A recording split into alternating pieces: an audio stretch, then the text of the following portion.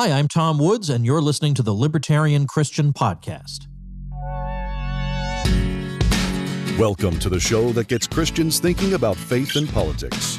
Get ready to challenge the status quo, expand your imagination, and tackle controversy head on. Let's stand together at the intersection of faith and freedom. It's time for the Libertarian Christian Podcast. Welcome to another episode of the Libertarian Christian Podcast, a project of the Libertarian Christian Institute. I'm your host, Doug Stewart, and this is the final episode of 2020. Actually, I'm really excited about this episode because I want to look back at our year with some of my favorite people who have been joking around with me for the last 15 minutes before we recorded, and a little bit of what we did record, but you're not going to hear. And so I've got the Libertarian Christian Roundtable primary set of people. I can think of the right name. I've got Matthew, Kerry, and of course Norman on. Thanks for joining me, guys. The primaries. This is fun. The primaries. I couldn't think of a word that meant it was synonym. No, I like synonymous that. with primaries. So We're the primaries. Utilize that from now on. You're my primaries. Primary. Don't you get it? First shift. First shift. Yes, that's better. All right. So what we're going to talk about, and the title of this episode was 2020, the year of fear. Obviously, if you are listening to this way into the future, you might have forgotten that there was a pandemic that began in 2020 or sort of at the end of 2019, but it happened in 2020 for those of us in the United States. And how could anybody forget this year? I'm sorry, but this is so culturally relevant. How could anybody? I mean, this is like saying Holocaust or Great Wall of China or Napoleon Dynamite. I mean, come on. Calm down, Matthew. I was just calm down. I was just giving people a little grace if they've kind of like, oh yeah, that was right. That was only last year. Anyway, my point is, I would love for us to reflect on the year in a thoughtful way. We can have fun, of course. And each of us lives in a different part of the country. Matthew, you and I live close to each other, which is going to be actually part of my reflections for the year. But I want each of us to share a little bit about what the year was like for them in their particular region. And you don't have to give so many details that it's like, you share your life story, but each of us has different work situations. It's affected us in different ways.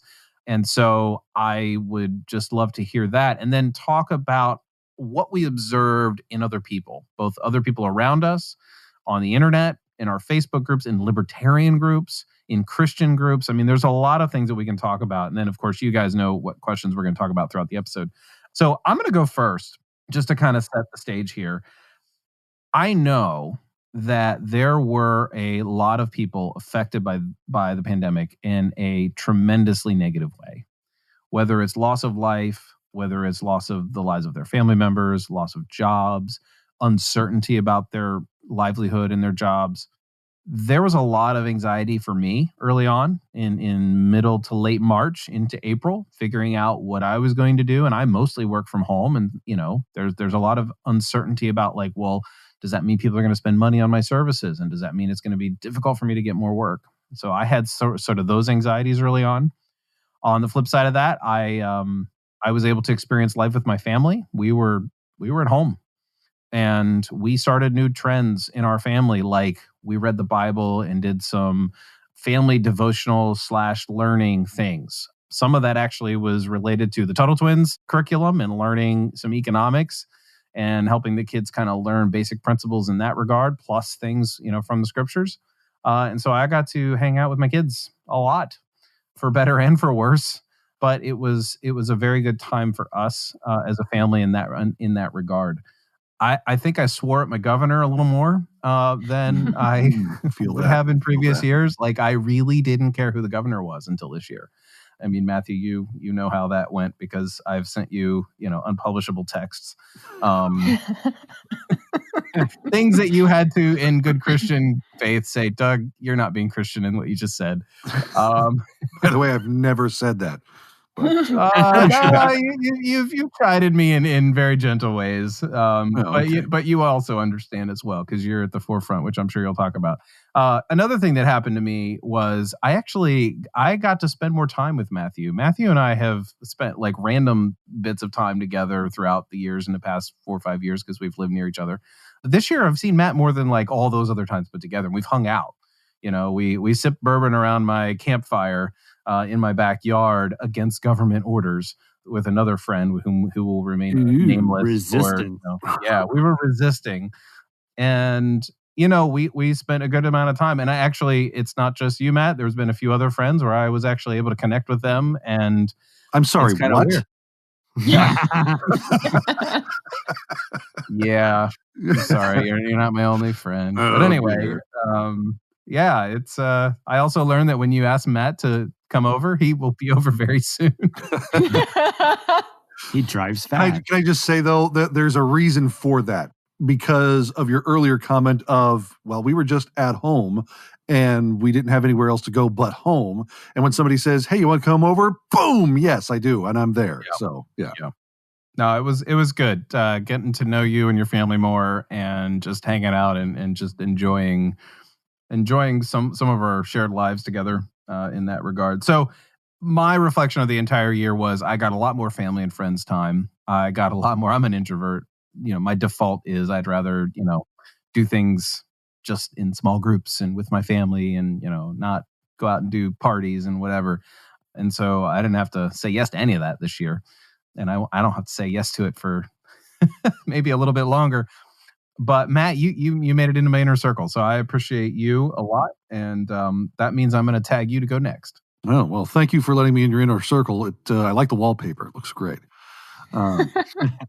No, this has definitely been a very strange and challenging year, and I don't think there is at least a person in this country, or especially in this state, because of the whole pandemic that hasn't been affected by this in some way or another. I mean, my family has definitely been affected on it on a couple of levels. One, my wife lost her position at the school that she was working, and it's one of those things where you just realize, okay, so what do we do now? And then you start to realize what it truly means to just take life as it comes, really trust God with all of your questions and comments and concerns, and really take your faith to that, I guess, next level of dependence. I mean, frankly, we're still in the West. We're still in the United States. Our lockdowns are pretty comfortable, even though I think that they are a gross violation of rights, and they are a problem when it pertains to us individuals as image bearers of God. But, we still had snacks, we were able to be at home, and we were fortunate to do so. And frankly, though, and I say that in a rather passing tone, and I shouldn't be so cavalier with it, because there were a lot of people that did not do as well or could not lock down with as much vigor as some. But I don't want to take this in too much of a serious tone, because there was one thing I did say, Doug, to you, as well as some of my other friends. I said, I am actually thankful for this lockdown because it has brought me a little bit closer to the people that I would call my friends. And, a while ago, somebody said, if you had to, go sleep on somebody's couch, you had a big problem, blowout with your wife, and you could not even stay at home, whose house would you go to sleep on their couch? And oh, no. I just realized, my place, isn't it? It's Doug. It's Doug. Oh my! Yeah. Welcome to Matthew's inner circle. I watched you sectional right before the beginning of the year last year. So yes, welcome to my inner circle, Doug. The wallpaper is much less desirable. So, but there are a lot of things that had happened in my life this year that helped spawn a protest movement. People have called me the founder. I'm not a founder of it, and I'm not necessarily the titular figurehead. I think I've just been probably one of the more louder and at least coherent voices that have been calling for reopen. And if you've heard of the movement of Reopen PA, then I'm glad, and thanks for being a part of it. But it was one of those things that I didn't plan on one bit. And it has been fascinating to see both the positives and the negatives of that. Positives being that there are so many people who join in and agree and, give you a big pat on the back and a boost and say, yeah, let's keep on this fight here. This is good. The negatives have been, people have called for my death. I've had people show up at my house. I've had all manner of accusations lobbed at me that I'm secretly funded by far right-wing extremists or the Koch brothers or, all kinds of mischaracterizations on myself and my family. So it's been an enlightening year. If anything, it has definitely stretched my faith, increased my friendships, and really deepened our family's relationship throughout this whole thing. So a tremendous amount of growth this year. You get to nominate the next person. Oh, okay. If I was holding a hacky sack that was the hacky sack of speakability, I would toss it to, let's get a girl's voice in here. So go ahead, Kerry. The token girl's voice. Oh. I'm joking. And the tone went up a couple of octaves. Yeah. Sweet and dulcet tones. Yeah, for those people listening who don't know, I'm in New Mexico, which has been, New Mexico has had the longest running mask mandate. We've been on lockdown, never came off lockdown 1.0. And New Mexico is also notoriously or conspicuously absent from the national narrative. So we don't typically get a lot of news coverage on what happens out here. That's a good point, Kerry. As you were saying that, I just thought real quick, at least New York and New Jersey has to go through Pennsylvania to get to anywhere, and at least they recognize it. But you can choose to not go to New Mexico, and all the people there really just get the bum shaft. Well, and I hate to point this out, but there's even people who don't even realize that New Mexico is part of the United States. Like, this is a real thing. Yeah. I grew up in West Virginia. I kind of know what that feels like. Yeah. So, this has been, Matthew asked me before we started recording if I was native to New Mexico. Yes, I'm born and raised in New Mexico. And so it's always been, two things true of New Mexico. We're always 10 years behind the curve, whatever it is. And we are never nationally recognized for anything except for the fact that we have the worst education system in the world, and we are one of the most violent states in the union. And that's not very helped by all of the popular conceptions of meth going on in New Mexico. So. That was the highlight of our life, was getting freaking Breaking Bad produced. It was like, yes, Albuquerque's finally on the map. Imagine going to your grandmother about that. Grandmother, we're nationally recognized now. Oh, really? On a TV show? Oh, wonderful. What's it about? Drugs. Drug war. Drugs. Yeah. It's about, it's about the plight of a man with cancer who can't do anything but sell drugs in order to pay for his, anyways. It's ironic because, we have had the worst shutdown here. We've had the worst lockdown. We've, all the things that Gavin Newsom has done in California, we did first. And, initially when things locked down, I thought, well, this isn't going to be terrible for me and my kids because I work from home and homeschool anyways. But I didn't realize, I had taken for granted how much we actually did go out and do our homeschool and our work away from our actual home. So we would, frequent restaurants, the local cafes, coffee shops, libraries, things like that. We did a lot of going out and doing our learning in the community. And we didn't get to do that after the lockdown. That put a ton of stress on my kids and being cooped up in a little apartment. And so that was difficult. I'm sure that for myself, and I know this to be true, my faith has been strengthened, but that has been in the face of contemplating things like, what if the police actually do start enforcing with churches? Because, we have this ridiculous rule that churches can't sing. And yet my church live streams our church services and we singing, and it's a Lutheran church, so we also chant. And, so we don't even hide that fact. I've had wonderful conversations with my pastor about church-state relationships and, where we draw the line. And I'm thankful and grateful that, I think that they draw those lines correctly. But, I kind of feel like we've had to face some questions that a lot of other people haven't had to face. Like, am I actually willing to go to prison over going to church? That's something that I have had to contemplate this year. So that's one thing that's affected me. The mask thing has really affected me. I'm somebody who can't wear a mask, despite what some of those pro-maskers think. There are good reasons to not wear a mask. I can't wear a mask. And there have been times where I have not been able to buy food because I didn't have the proper mask. I've had video cameras shoved in my face. I've been cussed at. I've received the raw end of the deal with that one for sure.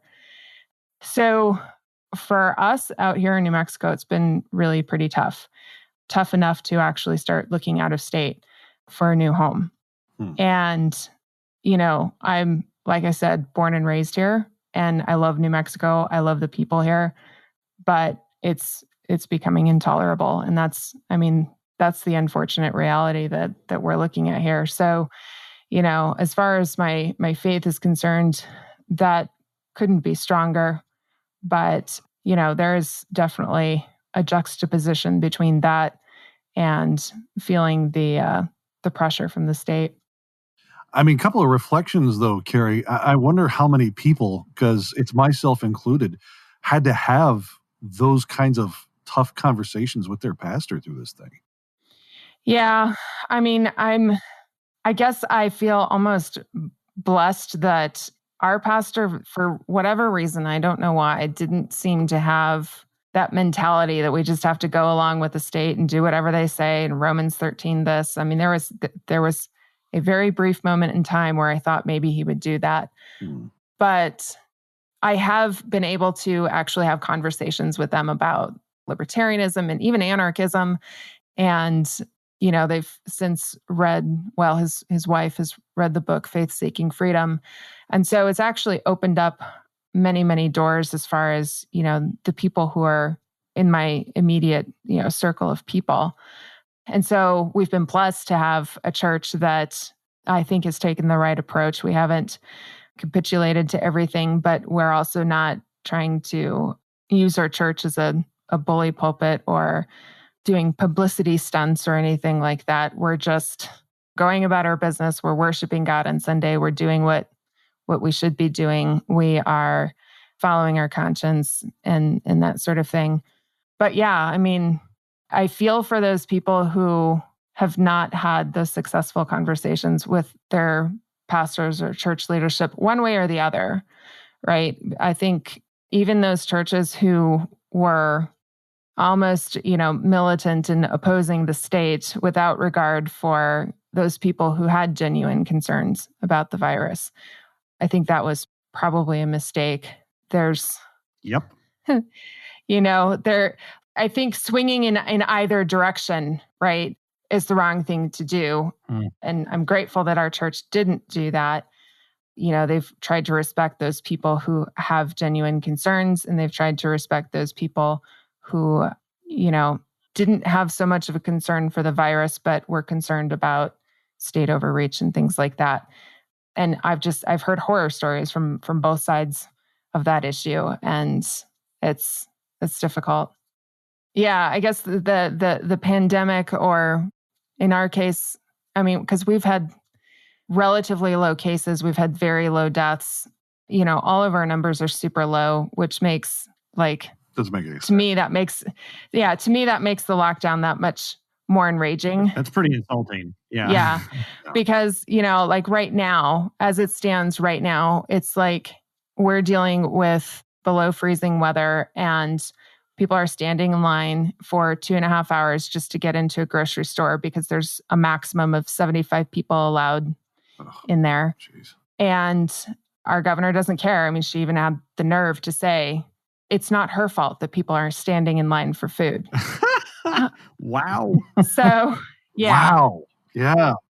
So, it's really tough to be able to, try and find a silver lining in the situation that we've been in, because we haven't had the crazy numbers that New York has had and California has had. And yet we're on one of the worst lockdowns in the union. So that would be matriarchalism, right? Yes, that's right. Okay. Yes, the matriarchy is as bad as the patriarchy. Good to know. Well, at least we're equal in our assessment of both. Yeah. That's right. True. Norm, how's it been in St. Louis? I would have to say that my experience of this whole year, I think, has been rather different than many others. Largely because for two reasons, I would say. And actually, I'll even throw it. There's really three reasons. The first is that I am a professional in the infection prevention or infection control field. And thus, I've been on the corona train since literally the first 2 weeks of January this year. So we were aware of this, in the United States very early on, observing what was going on in China, especially since my company manufactures a lot of stuff in China. And so we're always pretty aware of what's going on over there.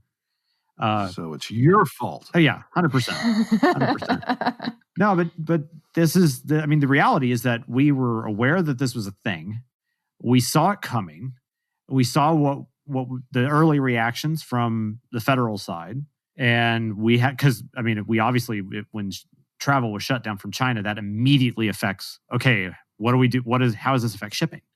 And especially as we were approaching, so-called Chinese New Year, which is toward the end of February, as many of you know. And that, and very early on, that started affecting my travel because I was supposed to go to Vietnam in February as well. And that ended up getting canceled. And geez, we were very much ensconced in the monitoring of things, as early as, the first 2 weeks of January. And then, we proceeded through March, and most people recall it was in early March where stuff started to really start heating up. And there were questions as to, how much travel are we going to be able to do? And because, my company does a lot of travel on the sales side in particular. But us engineers, we do travel as well for varying reasons. And I very distinctly was in Florida at a big conference during the first week of March. And stuff started blowing up. Got back, and within a week of getting back home, New York started going crazy. And we were planning here at LCI, we were in another month, we were intending to be in New York City for the Soho Forum debate. Oh, Mhm. Right? And see, I forgot about that. And it was actually during the week while I was in Florida where we suddenly we decided that this was. I remember very distinctly being in my hotel room and talking to Doug over the phone and going, "Well, I guess this means we got to cancel.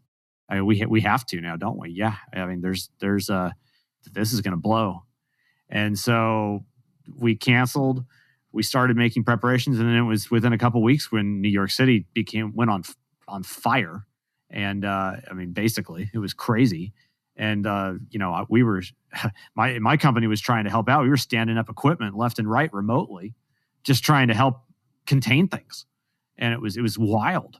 I was that was about the time where there was a lot of people will recall the PPE stockpile was getting low, and there was a big kind of hullabaloo at the federal end for that. And Trump was talking about, we got to we're gonna have 3M make 15 million masks a month, and the N95 face masks, and while simultaneously I'm doing my darndest to try and research how to reuse them using ultraviolet disinfection techniques. And we figured that out, by the way. That was part of why New York was standing up our devices for all over the place. proceeding from there to, wow, by April and May, stuff was getting really shut down. We were working really hard to validate different equipment in different ways so that we could support these efforts all over the United States and trying to produce as much as we could. So, I guess what it comes down to is that, and it's never stopped since then. This year has been an absolute mammoth year of work on my end. Yeah. And just nothing but thinking about infection transmission, prevention, and control from a hospital point of view. Thinking about cross-contamination vectors. How are we going to support these people? How are we going to improve our equipment? How are we going to get it to them? How are we going to do this? How are we going to support, everything from how do they disinfect a keyboard to how can they, reuse an N95 mask to how are they going to disinfect a cell phone? How are we going to deal with anything they want to throw into these devices? It's been a madhouse. It's resulted in a good year for business for sure. But it has been very stressful in that regard. But on the, so that's really been my year. It's been a year of just wild science nonstop, to the point at which I've been progressively getting more involved with groups of people from across the industry trying to develop more new standards for UV devices, publishing journals. I've somehow become a de facto leader of a group that's doing the first ever non-NIST employee NIST journal, which is an academic journal, basically, which normally is all papers that are submitted by NIST employees or NIST, researchers, the National Institute of Standards and Technology.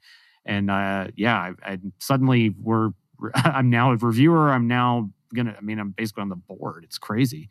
There's just this wild stuff going on all across the science and the disciplines here. That's been my year. And then aside from that, it's really been keeping up with what we could do with LCI. And then, of course, trying our darndest to figure out what we're going to do as a family. That's been another challenge, simply because, when you have a family like ours, where we have a special needs kid, it's difficult. We're already difficult in the way that we have to interact amongst the community anyway.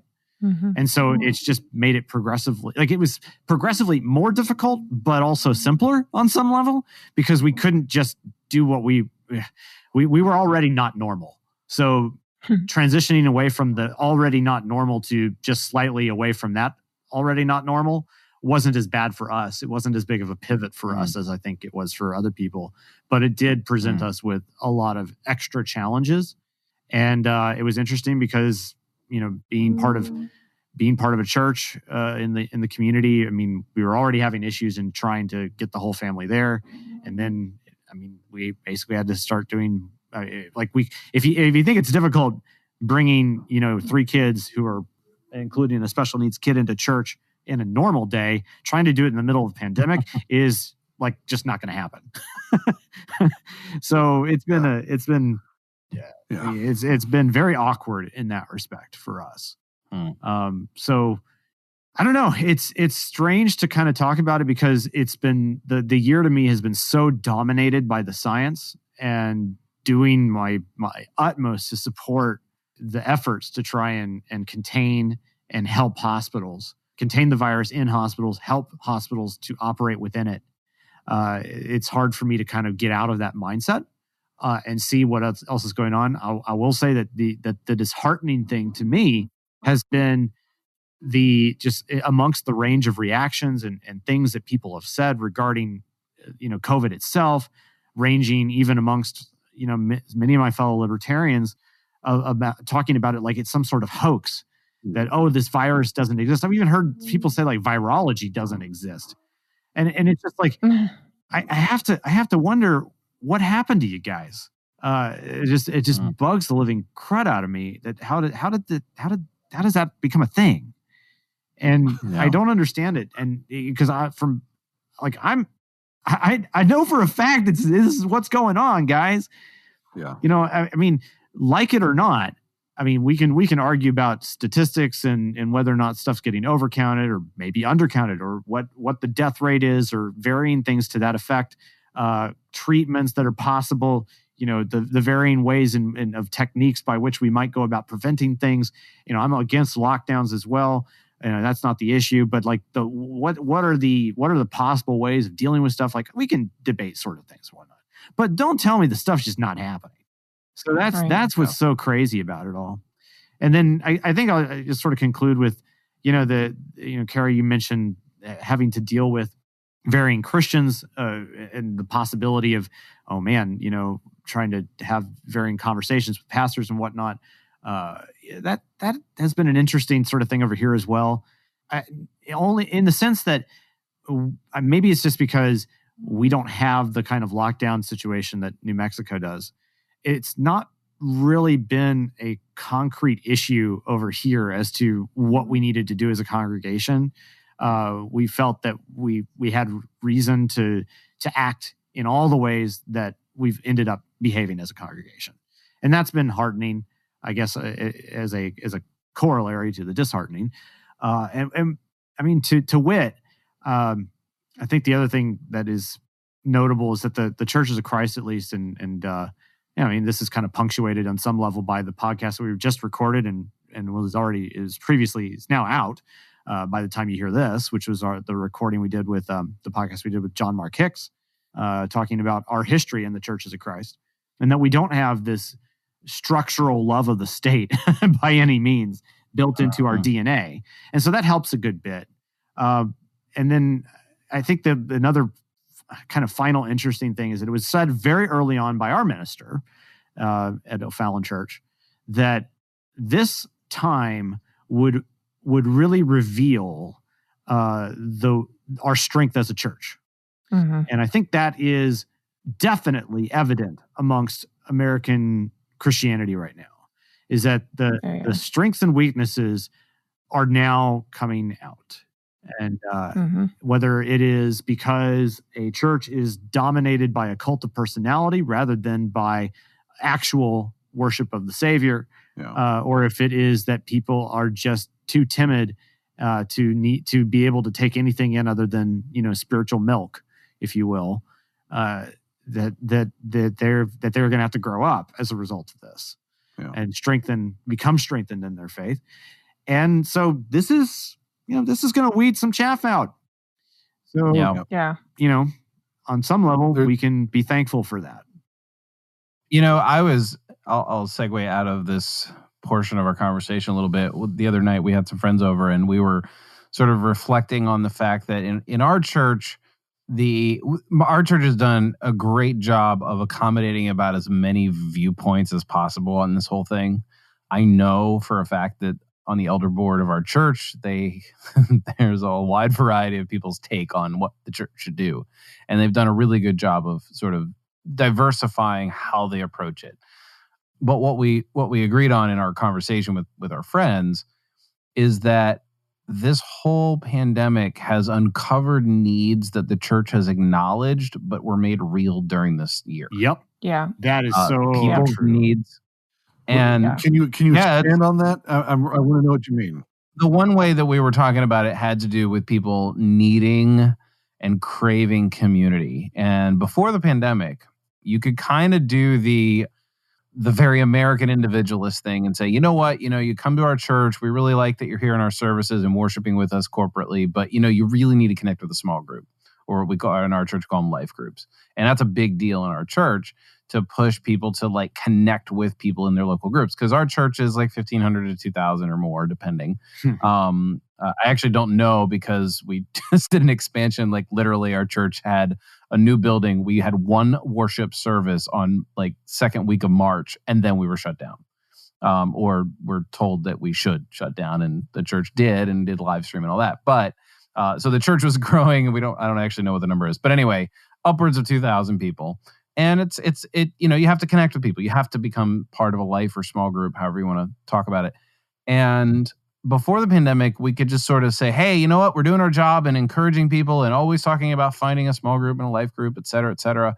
Now the church kind of has to try to help people make it happen, because you can't tell them to like start doing house churches only, because you don't want them to, do risky things against, what they feel comfortable with and all that. But now you got people who are literally stuck at home because they're at risk.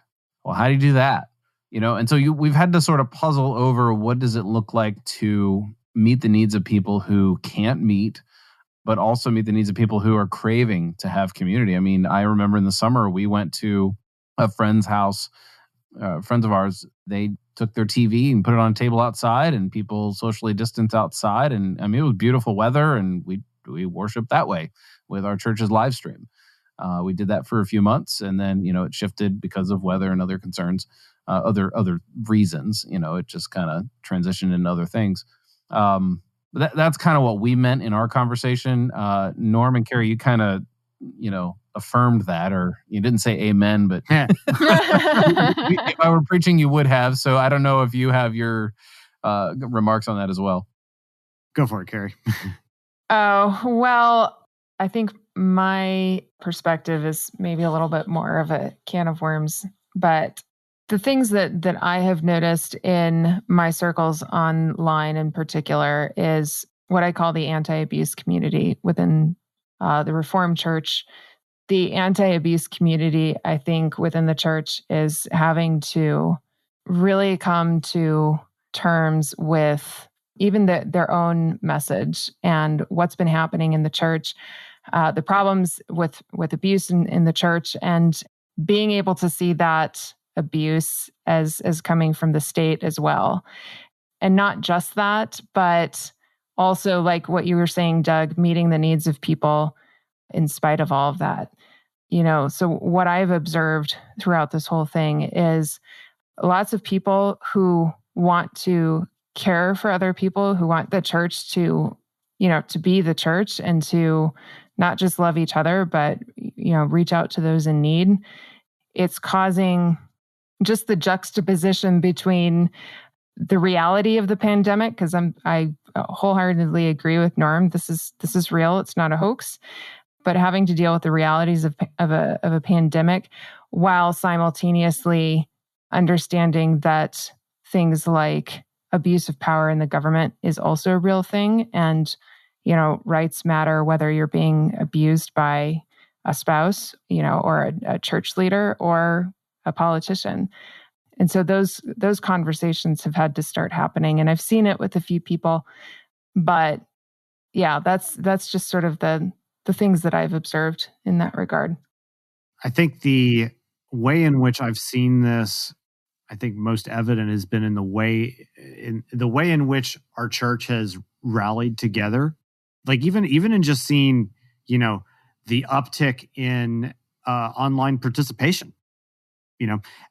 Just even the sheer numbers of realizing that, hey, like we're now steadily hitting the level of online participation that more or less equates to what we were normally hitting on Sunday morning. And that's a real thing. And it's like, wow, okay, that's commitment. Even I'm happy to see that in our church, because it's not always easy to, especially in the position where I'm in, where it's sometimes hard for us to participate as a family.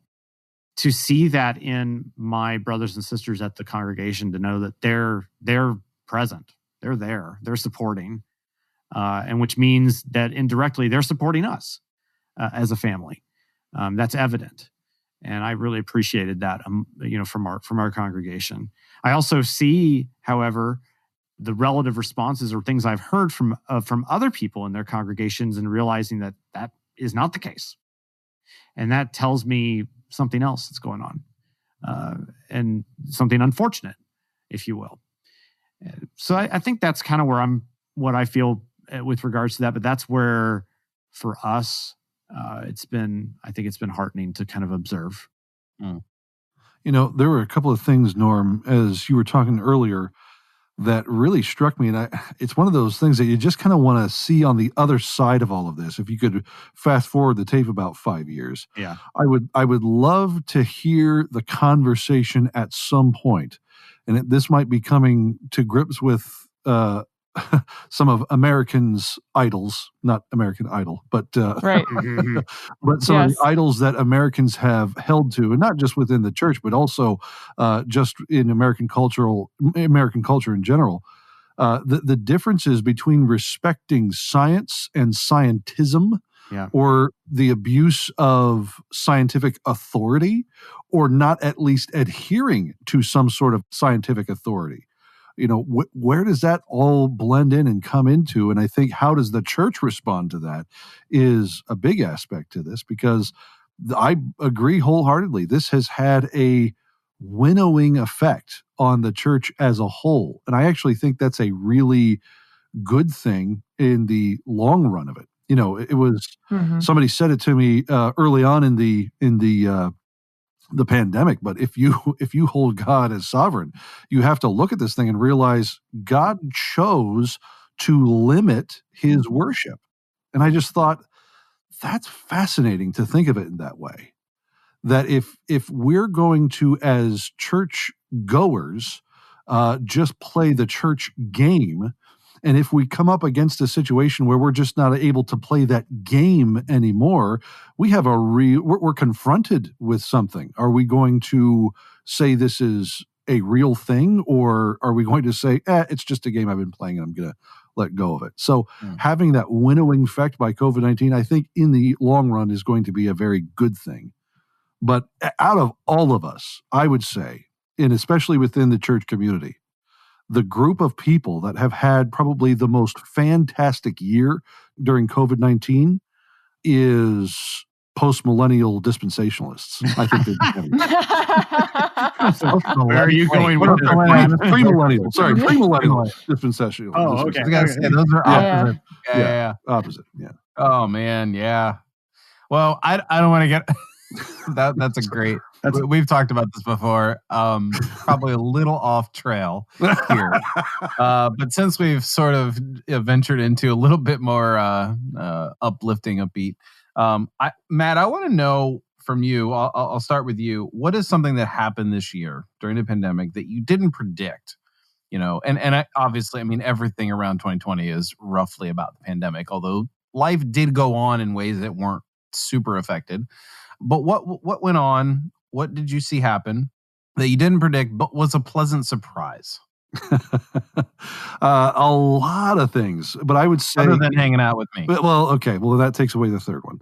I'll say two things that really was a pleasant surprise, and one has to do with the relationship with my wife, because my wife and I have not always agreed on certain aspects of politics and life and how we view the government and those kinds of things. It's not that we never talked about them or disagreed vehemently on, but it was just one of those things that okay, well, you're thinking this and I'm thinking that, and just, I would say, regular husband and wife stuff that we just tend to think things differently. This year, my wife has jumped off of the libertarian ledge, and she was like, all these people are crazy. We can't be doing this with the state. This is absolutely nuts. And I'm thinking, yay! Well, if you want to help her fly off the ledge rather than just fall, we have a book. Yeah, there's a book for that. I know you have copies. There's a book for that. Fly. I handed you 5 copies. At least one of them should be devoured by your wife. And one of them is not for resale. So anyway. Oh, yes. That's right. But the second thing that I would say was just a joy and a pleasure and an absolute surprise. And frankly, I think a role that fit really fit me very comfortably was to find out from Kerry that I'm a patriarchalist. So that's been wonderful. That was self-professed, Matthew. That was wonderful. If you've ever watched our Roundtable YouTube channel page, whatever you call it, it's not really a channel, I guess, but our episodes, Kerry and Matt have this little spat going on about what patriarchalism is, feminism is, and running joke. Yeah, it's not more of a spat, it's more of a running joke. It's all in good fun. I don't even know what that's about. Maybe we'll find out sometime. Yes. Someday. Maybe. Someday. I'm going to be a little... With my answer here, I am going to answer it in such a way that is almost inconsequential on the one hand, but well, I'm glad you're telling us this then. I don't know why I'm really happy about it. And one of the ways I predicted this would change is schooling. And the fact that, I mean, libertarians for years have been saying that traditional schooling has been like the same for 100 years and nothing else in the world has been the same for 100 years. And so that's been forcing all educational opportunities, that are more traditional to rethink, how do we educate kids during a pandemic? Okay. So that was kind of nice. But here's here's the inconsequential one. And that is at-home movie releases. I realize that's I don't know. That's probably a pretty privileged thing to be happy about, and I'll completely own that. But when I didn't when I this is because of Hamilton, isn't it? I was just about to say it is. A year ago, Kerry, when I went to see your debate with Walter Block. My wife and I spent a weekend in New York, and I was like, "Hey, you know what? I hear Hamilton's really good. Oh my gosh. I'll go buy tickets for it." And it was one of those things where like, "Hey, this is going to be just what we do for Christmas with each other, right? Instead of buying a bunch of gifts, we'll just splurge on going to New York City and Hamilton." I just couldn't buy the tickets. It was like, oh, that's so expensive. And how much were they, Doug? Oh, I don't know. They were like $260 a piece or something. And I was mentally, I was prepared to splurge on that. But then once I got to the page, it's like, oh no, like the reality of clicking buy was just not there. So we went to see To Kill a Mockingbird, which was starring Ed Harris. We thought it was going to be Jeff Daniels, but then Ed Harris was the person for when we went. But anyway, I was super happy when Hamilton came out on Disney Plus because I was like, ooh, I dodged that. But no, I mean, Hamilton was kind of the start of it in a lot of ways for me, is noticing these things coming out direct to streaming. And, Wonder Woman 1984 is out on streaming and also in theaters. And there's an announcement with, a whole bunch of movies that are coming out in 2021. So I'm like, oh my goodness, this is great.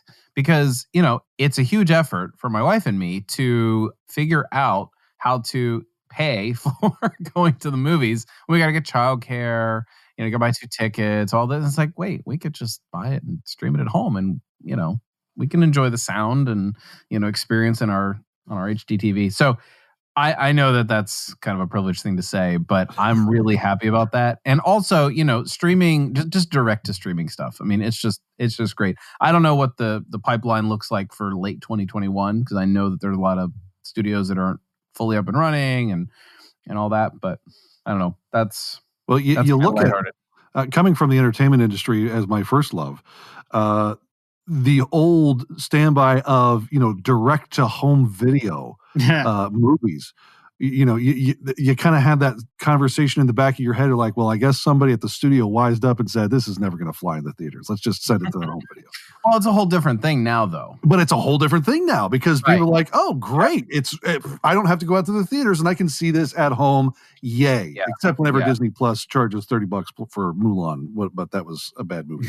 But hang on about that. What's that? But hang on here. So if I had gone with my family, we would have spent at least $60 for a family of 5 to go see a movie in the theaters. That's it. So I realized that that's it, right? Well, we don't. We sneak in snacks. Oh. We don't buy them there. Oh, your tickets are cheap too. Apparently.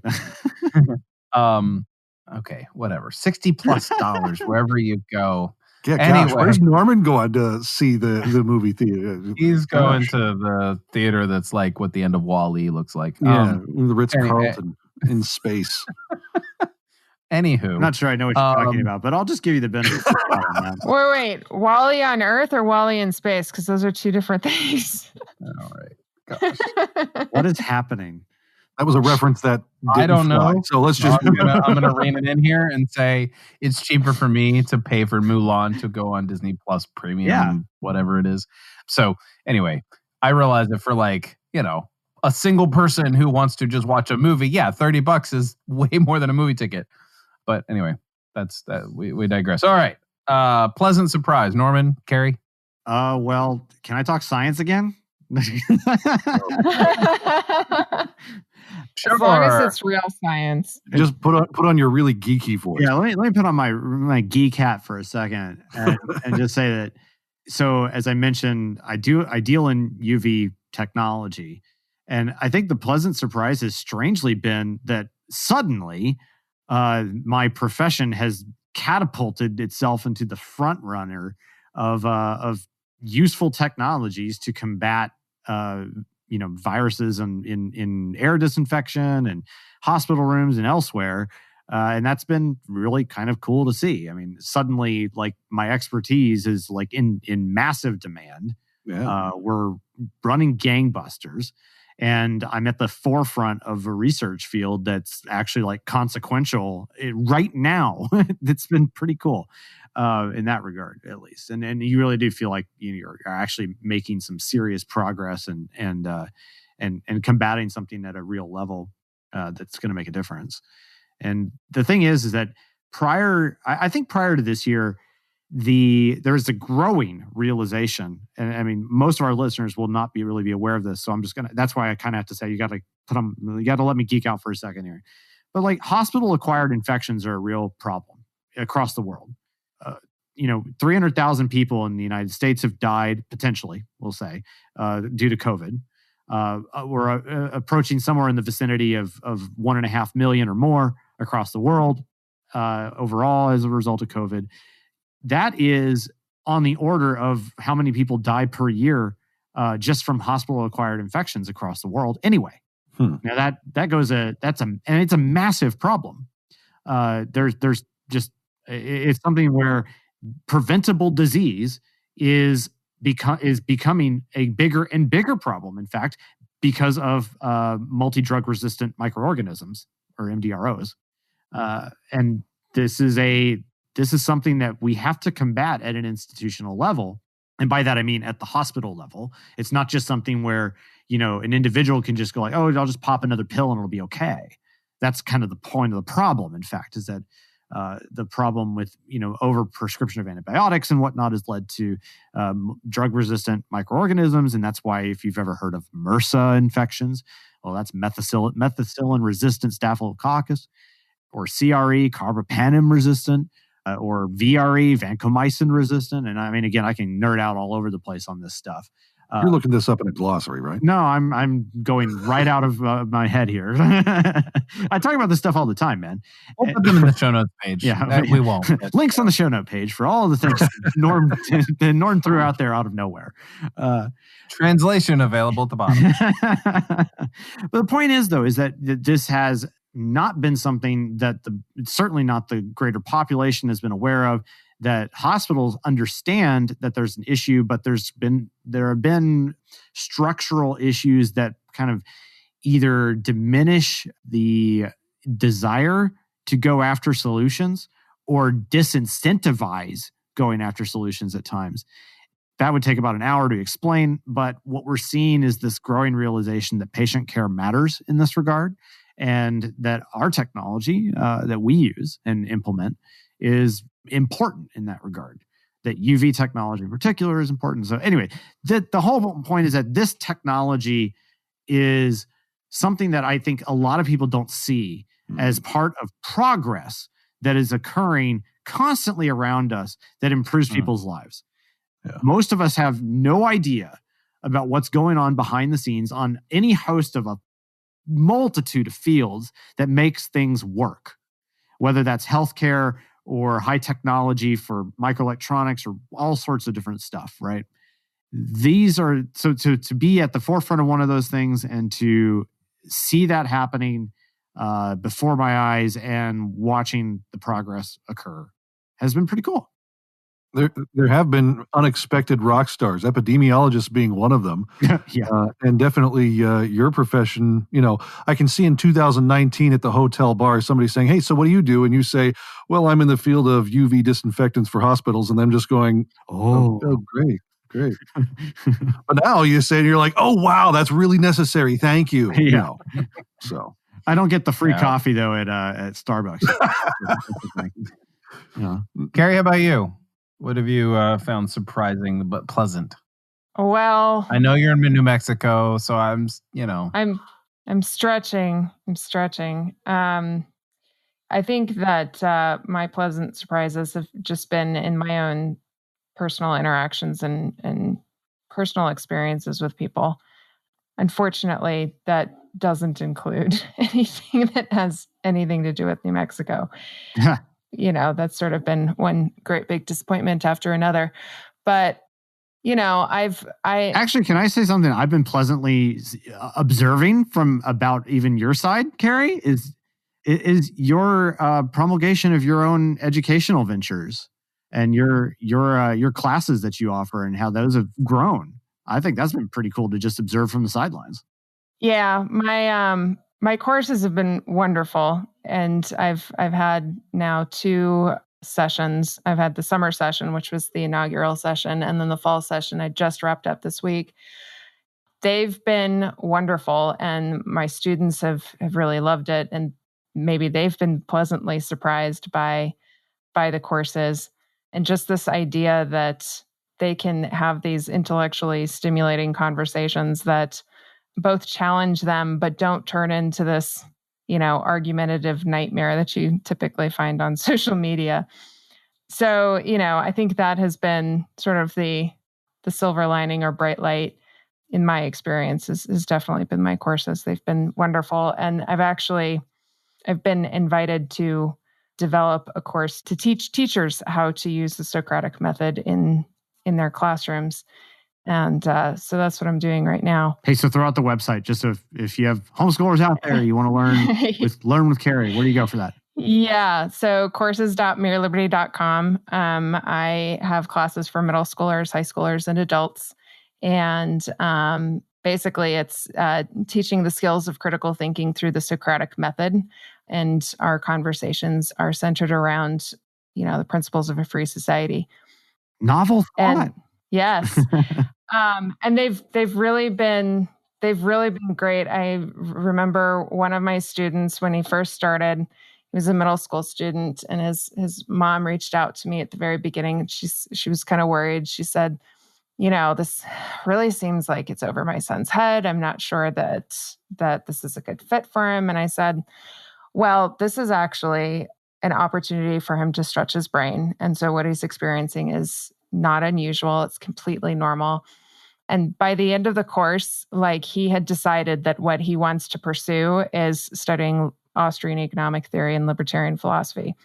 So, at any rate, it's been a really rewarding experience, and being able to interact with the kids. I love interacting with kids and helping them learn to think, because they want to do that and they don't get that opportunity in school. And I give them that opportunity, and they run with it, and it's been really fun. So, how many of you were surprised that within the year we had a vaccine?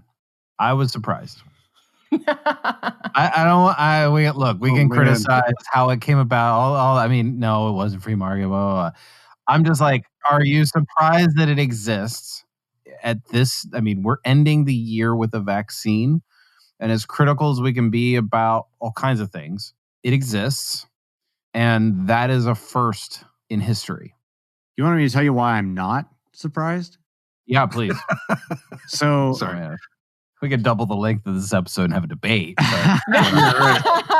Let's keep it pithy. Operation Warp Speed was begun executing over the summer, and I was privy to the information before it got started for a variety of reasons. I will neither confirm nor deny that I was part of it. No, I was not. But I was aware of people who were. Former colleagues. It was a massive effort. I'm actually not that surprised, because once you start removing a lot of this red tape, there is a lot that can be sped up. And that's remarkable what they were still able to accomplish. I'm against the federal government. Don't get me wrong. But as it pertains to at least the way in which it went about, they actually did accomplish this, it's pretty crazy remarkable how they did this. Just from all the stuff that I've been able to learn about it and the interactions that I've had with people in the projects, it's really cool. That's not going to come across, I think, as well to some people as others, but I'm going out there and saying it was a remarkable project and a remarkable accomplishment. You can marvel at the efficacy or efficiency or speed, or you can marvel at things in the world that we live in without saying these are libertarian ways of accomplishing things. Of course. And I think that's so it's key. It's okay to be like, hey, given the circumstances that we're in, it's not so bad. I mean, that sounds like what you're kind of going for. I mean, it's like, hey, if we can be impressed at the ability of the military to move hundreds of thousands of people across an ocean near instantaneously, I think we can be at least remark upon how remarkable this is. Yeah. And it is indicative, by the way, though, of one very important thing. I mean, you want to talk about something that was surprise, not surprise. It's remarkable how early on there was a great article that Reason released, like in response to the New York Times article, I think it was, that was called "There Are No Libertarians in a Pandemic," and the Reason released the article "Everyone is a Libertarian in a Pandemic," because suddenly regulations started getting lax. Certain things became non-issues in terms of getting supplies out to people and dealing with certain types of logistical difficulties and whatnot. And it's like, well, if it can be like this now, why not all the time?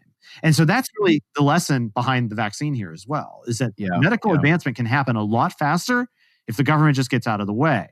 And that's kind of what happened. Yeah.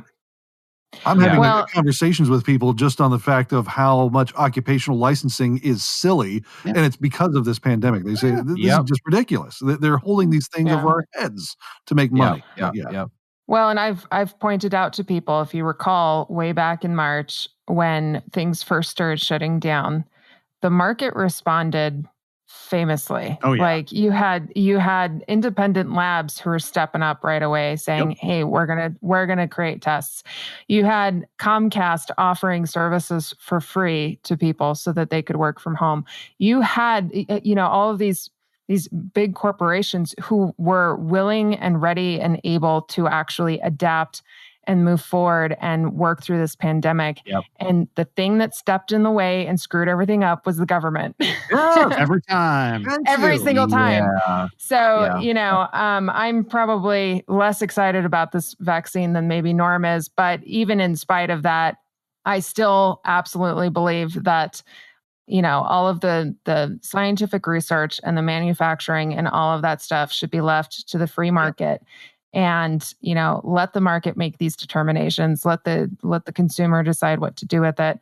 And I have absolutely no doubt in my mind that we would have weathered this pandemic way better without the government than with it. But will we all be wrong when the vaccine gives us third arms? Well, have you considered the fact that a third arm might actually be a benefit? Oh, I mean, that's, there you go. You heard it here first. Creative destruction right there. Yes. Doug wants a third arm. The fact that women have not developed third arms, I think, is proof that evolution doesn't exist. Oh, my. Oh, good. All right. Well, what are you looking forward to most in 2021? Oh, my. The silence is deafening. Can we just not great. Can we just hijack the Great Reset? Like, we could really use with the Great Reset, but we don't need to reset the economy. We need to reset civil governance. Mm-hmm. That's a good one. Yeah. I don't think it'll happen, but I know. Yeah.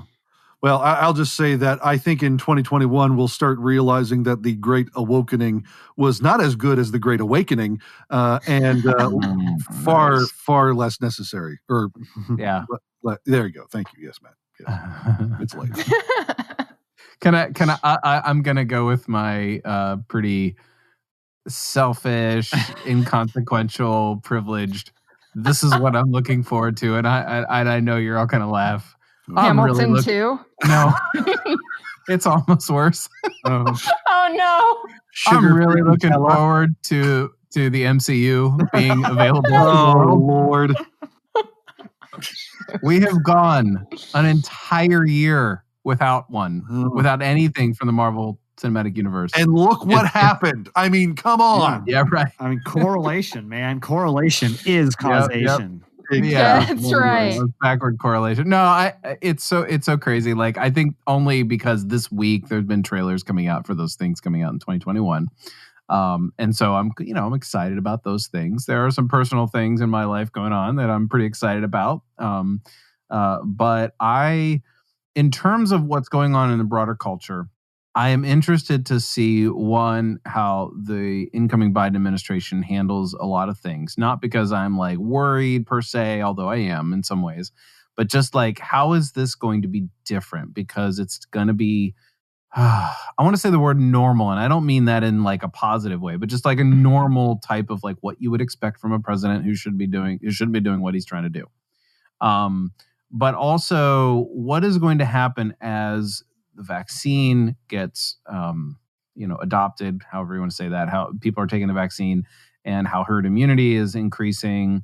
And the more we learn about how things are happening, like, what does next year's holidays look like?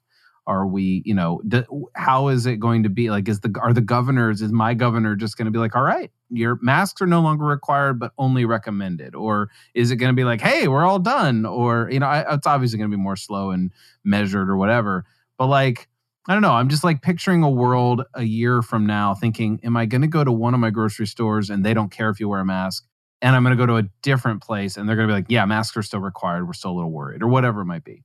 I'm looking forward to sort of seeing how some of the tail end of this is going to play out. Hopefully there will be a tail end of this in 2021 and not 2022, like Bill Gates has said recently.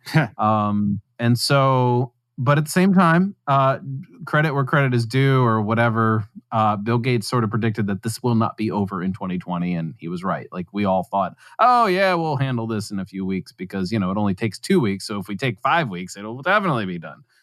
I was a little bit of sarcasm, guys. But anyway, I am looking forward to seeing this play out. My life has not been horrendously disrupted. And so I have, I think for the most part, the four of us have had a little bit of the ability to watch, not quite on the sidelines. We're still participants, but it's not so soul crushing. I don't think, as it is for some other people. And, I can't speak for the three of you, of course, but except for Matt. But I can speak for Matt. That's fine. I can speak for Matt because he's, within proximity of me. He can walk over to your house and slap you or something.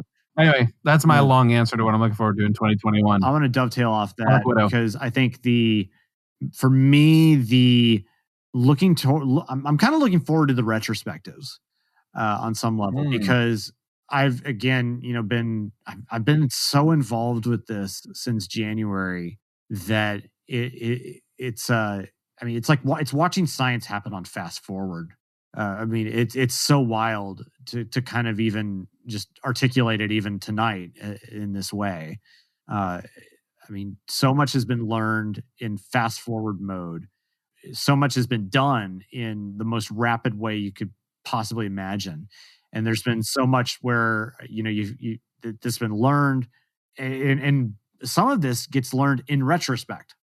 So we have, because in trying to deal with these sorts of things, we rely on insights gained from the past. And so it'll be very interesting to see what kind of retrospectives come out, not from news media, not from the government per se, but by the more historical epidemiologists, those who write the people who write the scientific history are the ones who end up ultimately having the biggest impact on the future in this regard, because of the way in which you can analyze the data after the fact. So once kind of all of the dust settles, and then they're able to be retrospectives written up to try and understand these are the impacts that had these sorts of effects, and or the events that challenged the way that we thought about certain things. I think it'll be really interesting to see. It's not altogether different from the second thing I'm very excited about on some level, which is that in the wake of economic upheaval that's been going around, I think it's become more evident than ever of the inefficacy of fiat currency to really meet the needs of a modern society. And I'm not really going to go into all of the details behind that, but to say that the end result is that it's going to become more and more evident, I think, to people that things like Bitcoin are necessary and that fiat currency will fail eventually. We've had a massive influx of M1 money supply, of course, essentially because of Fed printing, or, sometimes it seems like they're just adding a zero to the end of the money supply. Right. And to do that, you risk a lot from an economic perspective. I mean, it's possible that is the primary driver behind the essentially maintenance of the stock market. I mean, who knows what's going to happen there? I don't know what lays in store, but one thing's for sure: cryptocurrency is not going away. It will eventually become the standard, and whether that's in 10 years or 20 years or 50 years, I don't know. But this is I hate to give like grand proclamations in a way, but this is kind of a watershed moment, a beginning of the end, if you will. I think that this will go down in history as being a major shift in monetary policy years. I think the world has recognized that the digital life is still real. Yeah. And it's not this fake thing that's sort of, it is a construct on the one hand, but on the other hand, it is a very real part of our world. And people are more willing to admit that, oh, this is where life is. And I think our currency is going to be one of those things that we eventually accept as part of, and for the people who are holdouts of like, I can't hold it in my hands. Yeah, I think you're right, Norm, completely. You guys are touching on one of my biggest predictions that I made about 5 years ago, that technology will increasingly make the state less important, and the state will more or less become a shell of what it once was, or it will become more draconian because it recognizes the problem of technology. So, well, vicious monsters will fight for their survival. Yeah. And so that will very likely happen. And we're definitely seeing bits and pieces of both, especially over the last couple of months, and the ratcheting up of the way in which social media is being kind of institutionalized in a way, and how big tech has become more and more of kind of a problem. Yeah. And I don't think it's as bad as some people want to make it out to believe, but I think it's definitely non-trivial. So, and it's something to watch. Well, guys, I have to say, well, Kerry, actually, hang on before I close. Did you say anything that you were looking forward to in 2021? I'm looking forward to my Socratic sessions. I don't know. I don't have any. You just like saying the word Socratic. That's right. I love the word Socratic. Yeah, I don't have any major predictions. You're just all doom and gloom over there in the sunshine. Yeah. Looking forward to moving out of New Mexico. How about that? Ooh, there we go. Go to I Texas. gotta make it happen. Go to Texas, my dear. El Paso's not that far away. I know you said you would. That's okay. We'll forgive you. Well, I have to say that this is probably one of my favorite episodes to end the. There's no better way to have ended this year than an episode with the three of you guys. Uh-huh. No, I really truly mean that. And I realize this episode has gone long and maybe possibly just a little too arduous, but we've had fun, and I hope our listeners have as well. But then again, 2020 was a long and arduous year, and here's to. There's a way to end it with a long and arduous podcast. Yeah, seriously. Well, we're laughing, so we'll just end it with that. Thank you guys for being here, and I hope at some point in the very near future, we understand what the patriarchy is, Matthew. Oh, we'll find out. We'll find out very, very soon. Wink, wink. Wait a second. This is an audio podcast. So anyway, thanks, guys, for joining us. Thank you for listening to another episode of the Libertarian Christian Podcast. If you liked today's episode, we encourage you to rate us on Apple Podcasts to help expand our audience. If you want to reach out to us, email us at podcast@libertarianchristians.com. You can also reach us at LCI Official on Twitter. And of course, we are on Facebook and have an active group you are welcome to join. Thanks for listening, and we'll see you next time. The Libertarian Christian Podcast is a project of the Libertarian Christian Institute, a registered 501c3 nonprofit. If you'd like to find out more about LCI, visit us on the web at libertarianchristians.com. The voiceovers are by Matt Bellis and Catherine Williams. As of episode 115, our audio production is provided by Podsworth Media. Check them out at podsworth.com.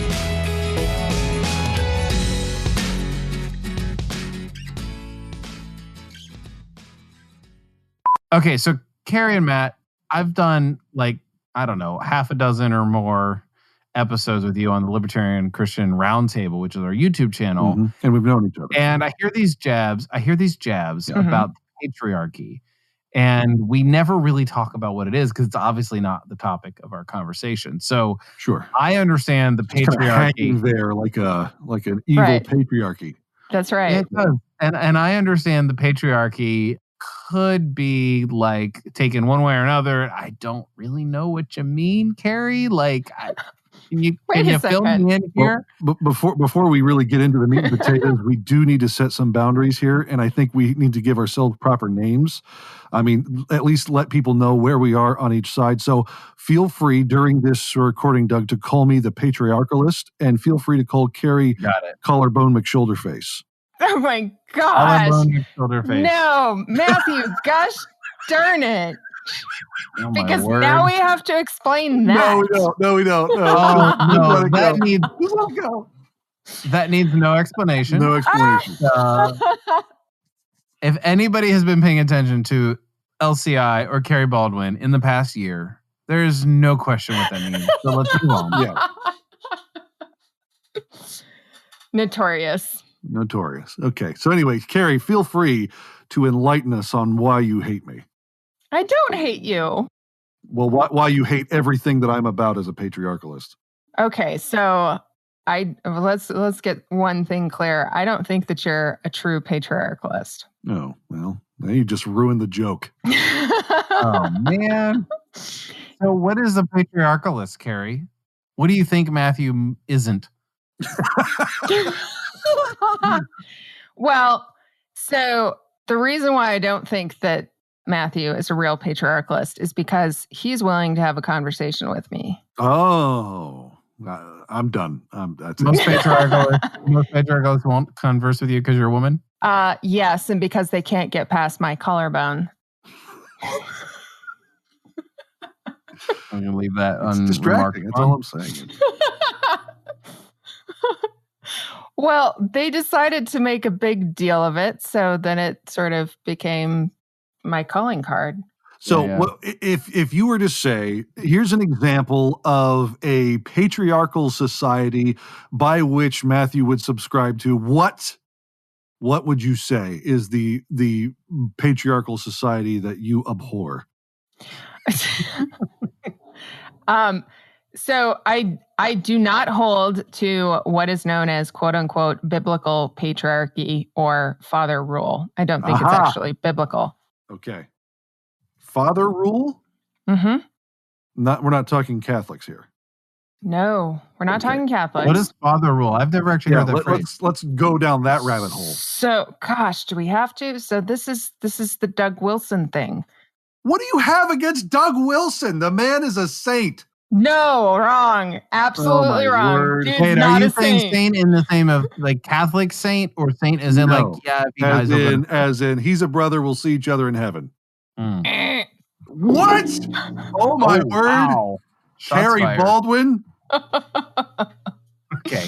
All right. We don't want to impugn Doug Wilson. That's not the point of this conversation. But you guys wanted to have the impromptu debate. Was the point for me. Anyway, go ahead, Kerry. So why do you find father rule to be an issue? Well, it's not biblical. So you can call it patriarchy and say that that's something that you want to strive for. That's fine, but it's not biblical. But can you define a little bit more and why it's not biblical? Because it is based on an idea about the Old Testament that is not applicable to the New Testament. Which is? Father rule. But give us more definition here. Put some structure behind father rule. Yeah, What this do you want? phrase father So- rule, I actually have never really heard of before. Well, you should know. You're the one who's a fan of Doug Wilson.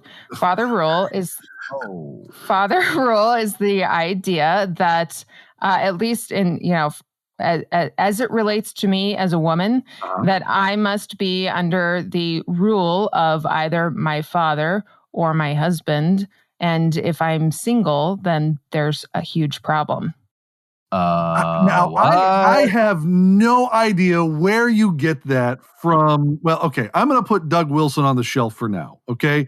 Because I don't believe that is at all any kind of stance that he has taken. And well, then you haven't read Doug Wilson. Because Doug Wilson has even said the articles. Because Doug Wilson has even said things like single women are asking to be raped because they aren't married. Oh, okay. We'll put that aside for right now, and we'll look and discuss that at a future time. But there are other aspects to I would say a patriarchal type of stance that I think is biblical, and a lot of people call it complementarianism or egalitarianism, or that at least the sexes have very defined roles within life, society, and the church. So, and you push back against that? Yes. So I'm not a complementarian and I am not an egalitarian. An egalitarian is somebody who flattens the distinctions between the sexes and says that there's no distinctions between the sexes. Okay. What a complementarian does is it flattens the actual distinction. So it says, yes, there are distinctions between man and woman, which I agree there are, but it flattens the dynamics of those distinctions and says, and prescribes what it means to be a man or a woman beyond what the Bible or nature have actually defined it as. Okay. So egalitarianism just sort of eliminates the distinctions altogether. So they're wrong about that because there are distinctions. Can I ask a clarifying question here, Kerry? Yeah. My understanding of egalitarianism from a theological Christian realm, not the public secular, egalitarianism. The left is like, oh, there's no difference. Right. The theological, I guess you would call it either left leaning. I don't want to call it that, but egalitarian evangelicals would say that with respect to the roles of women and men, there is no distinction now in the church because of Jesus Christ. In that regard, not that there are no differences, period, but that there are no role separation.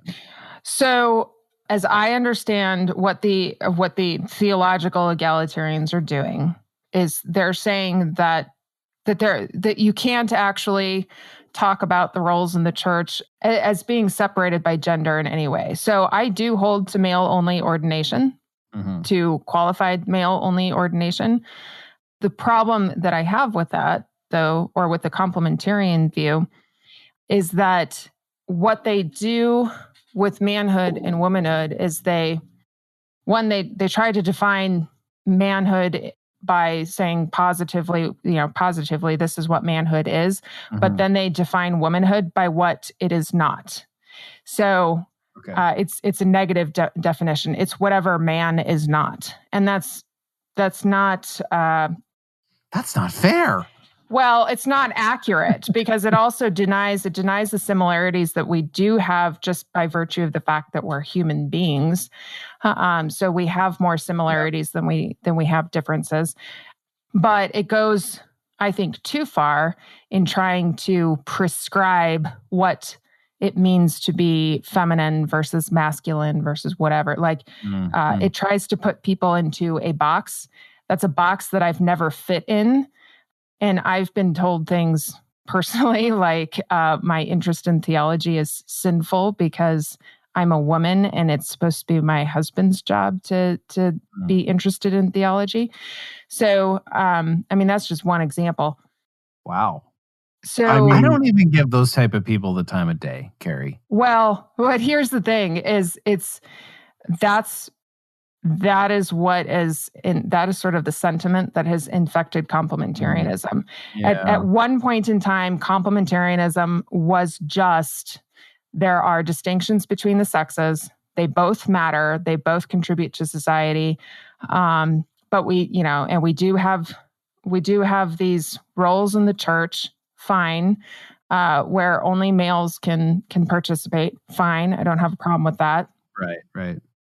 But then, then people decided they wanted to start hammering out and solidifying what it meant to be a man and what it meant to be a woman. And so they overstepped, I think, and prescribed things that are baseless, basically. Got it. Matthew, I think you're taking a little bit of it in kind of a monolith in a way to say that the complementarians, and frankly, I think there's a lot of people who fit a wide definition of complementarianism. I mean, there are some who would consider themselves generous complementarians, and not even to say that, not women can't participate. Of course they can participate in church and the service. There's just distinct roles in which it pertains to teaching and leadership. Right. Well, and that's the thing, is that I'm well aware of the fact that there's this spectrum, if you will, where on one side of the spectrum you have it's a very 21st century word, by the way. Spectrum. Yes, spectrum. You have the very extreme, which I would say is patriarchy on one end and matriarchy on the other end. And in between that, you've got complementarianism, which is itself, on a spectrum, and then you have egalitarianism, which is also a spectrum. There are egalitarians, for example, who do not uphold LGBTQ things or transgender things or whatnot. They will actually support traditional marriage and things like that. So that is also on a spectrum. It's all on a spectrum, but it's sort of this, no matter how you slice it, it's trying to define the genders in ways that they're not actually defined. Like it flattens it flattens over-defining it, like adding more things in are necessary. Yeah. I think you're hitting, though, on the very modern problem that we tend to run into whenever we're having to have these kinds of debates, or at least understanding each other from a label perspective, that it often, we lob these labels out, and it's very easy to nowadays with the level of technology that we have. But we lob these labels out at each other because we both think we know what the other person thinks about me, right, based on the label that I put on them. So I'm just saying, every time you call me a patriarchalist, you're sinning and you should repent. But you said you are. Well, your deep voice gives you away, Matthew. Yeah. No, well, and I get that. I'm people who don't like me tend to call me a feminist when they don't like me. Don't like you. Well, patriarchalists who don't like me call me a feminist, and it's frustrating to me because, one, I know what a feminist is. I mean, I studied the philosophy of it. I understand what it is. I understand even the different types of Are we on the fourth wave or fifth wave of feminism? I'm not sure which one. I don't even know. It's been flattened. There was the Anyways. first wave that came with the Mayflower. Right. Have we flattened the curve of feminism? It only took 2 weeks. All right. So I've been amused by this conversation, and I hope we've answered some questions. But before this, I'm sure there's only more questions. Yeah, well, that's kind of fine. We'll leave this for another post-credit scene. Before this turns into its own episode, let's cut it off. We'll just cut it off there, and because Paul said something along the lines of cutting things off. So it's better to cut this off now while Kerry is wrong. So let's go. Oh my gosh! Well, what if I could get into my Morpheus voice? What if I told you that both of you were wrong? Oh, well, I wouldn't believe you.